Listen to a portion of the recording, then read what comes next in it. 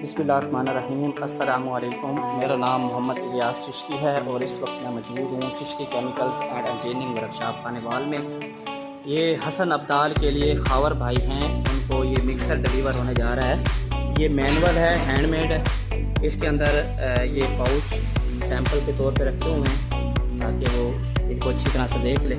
ये हाथ के साथ घूमने वाला मिक्सर है, ये आप देख सकते हैं। इसके अंदर आपने मटेरियल मिक्स करना है, ठीक है। ये स्टील में है, इसका टब स्टील में है, ये गोला स्टील में है, ठीक है। ये ऊपर इसकी टेपिंग हुई है, ये आप उतार सकते हैं। Chishti chemicals and engineering workshop Khanewal manufacture by है। नीचे जाली लगी हुई है और यहाँ पर फ्रेम लगा हुआ है। आप इस पर मोटर लगाकर इसको ऑटो कन्वर्ट कर सकते हैं, ठीक है। इसकी कैपेसिटी 20 किलोग्राम है, 20 किलोग्राम मैनुअल मिक्सर, और ये डिलीवर होने जा रहा है हसन अब्दाल के लिए।